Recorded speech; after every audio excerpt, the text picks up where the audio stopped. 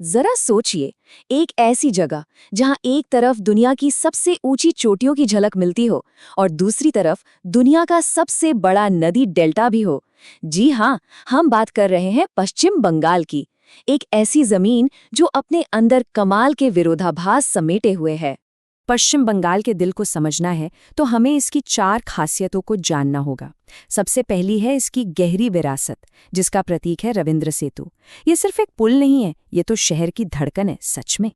विरासत तो है ही, पर बंगाल की पहचान शक्ति से भी है। और इस ताकत का सबसे बड़ा, सबसे राजसी रूप हमें देखने को मिलता है सुंदरबन के रॉयल बंगाल टाइगर में। ये जंगल के बेताज बादशाह हैं। लेकिन बंगाल सिर्फ शक्ति और विरासत की ही कहानी नहीं है। नहीं, यहाँ की हवा में उत्सव भी घुला है। दुर्गा पूजा के दौरान तो जैसे पूरा राज्य ही एक साथ जश्न मनाता है। वो ऊर्जा, वो उल्लास बिल्कुल देखने लायक होता है। और फिर इस सारे शोर और ऊर्जा के बीच एक ठहराव भी है, एक सुकून है। वो मिलता है दार्जिलिंग के शांत चाय के बागानों में। बस यही तो बंगाल है, शांति और कोलाहल का एक खूबसूरत संगम।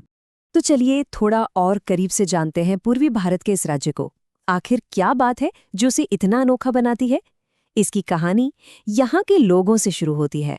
अंदाजा लगाइए, पश्चिम बंगाल भारत का चौथा सबसे ज्यादा आबादी वाला राज्य है। मतलब यहाँ 9 करोड़ से भी ज्यादा लोग रहते हैं। ये संख्या तो दुनिया की कई देशों की कुल आबादी से भी कहीं ज्यादा है। और सबसे दिलचस्प बात क्या है पता है? इतनी बड़ी आबादी एक ऐसे इलाके में रहती है जो क्षेत्रफल के हिसाब से सिर्फ 13वां सबसे बड़ा राज्य है। ये जो जबरदस्त घनत्व है ना, ये एक तरह की भट्टी है जिसमें इसकी संस्कृति, इसका साहित्य और इसकी राजनीति तप कर तैयार होती है। वैसे पश्चिम बंगाल का भूगोल भी इसकी संस्कृति जितना ही रंगीन है। मतलब एक तरफ राजशी हिमालय की बर्फीली चोटियां तो दूसरी तरफ बंगाल की खाड़ी का खुला समंदर।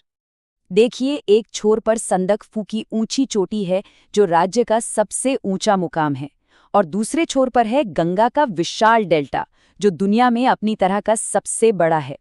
यही उतार चढ़ाव इस राज्य के मिजाज को बनाता है। और ये कमाल की विविधता इसके आधिकारिक प्रतीकों में भी साफ झलकती है। राजशी बंगाल टाइगर से लेकर हर सिंगार के खूबसूरत फूलों तक हर प्रतीक इस इलाके की अनोखी कहानी सुनाता है।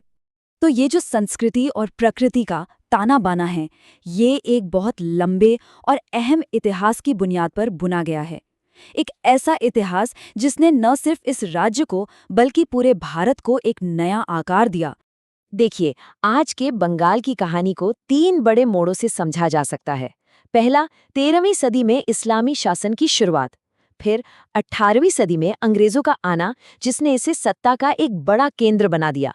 और आखिर में 1947 का वो दर्दनाक बंटवारा जिसने आज के पश्चिम बंगाल को जन्म दिया।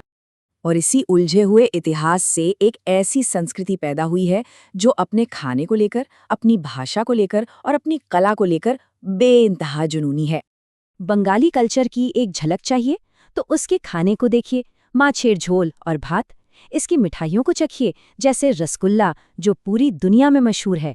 या फिर इसकी भाषा की नज़ाकत को समझिए, जहां आप किसी से कैसे बात करते हैं ये दिखाने के लिए तुई, तुमी और आपनी जैसे अलग अलग शब्द हैं।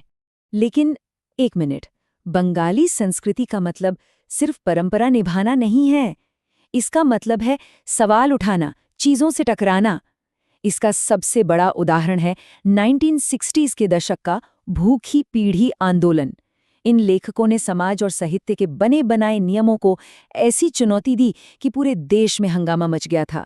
तो ये जो परंपरा और क्रांति का अनोखा संगम है ना, इसी ने बंगाल की धरती पर दुनिया की कुछ सबसे प्रभावशाली विचारकों, कलाकारों और नेताओं को जन्म दिया है। तो फिर सवाल ये उठता है कि इस असाधारण जमीन ने दुनिया को आखिर दिया क्या क्या है? अरे लिस्ट बहुत लंबी है। रविंद्रनाथ ठाकुर जैसे नोबेल विजेता जिन्होंने साहित्य को नई दिशा दी, स्वामी विवेकानंद जैसे आध्यात्मिक गुरु जिन्होंने दुनिया को भारत के दर्शन से मिलाया, और सत्यजीत राय जैसे फिल्म मेकर जिन्होंने भारतीय सिनेमा को दुनिया के नक्शे पर ला खड़ा किया। बंगाल का असर वाकई बहुत गहरा रहा है। और ये जो विचारों की जंग है ना, वो आज भी जारी है, खासकर राज्य के सियासी अखाड़े में। यहाँ के 42 लोकसभा सीटों का बंटवारा देखिए। ये साफ दिखाता है कि पश्चिम बंगाल एक ऐसी जगह है जहाँ राजनीतिक विचारधाराओं की जबरदस्त टक्कर होती है। ये आज भी उतना ही सच है जितना पहले था। तो विरासत और क्रांति, शक्ति और सौंदर्य, मिठास और विद्रोह, इसी मिश्रण में हमें पश्चिम बंगाल का असली चेहरा दिखता है। ये एक ऐसी जमीन है जो लगातार खुद को बदल रही है, नया रूप ले रही है। और सोचने वाली बात यह है कि कला, क्रांति और मिठास का ये अनोखा संगम भविष्य में क्या नया आकार लेगा।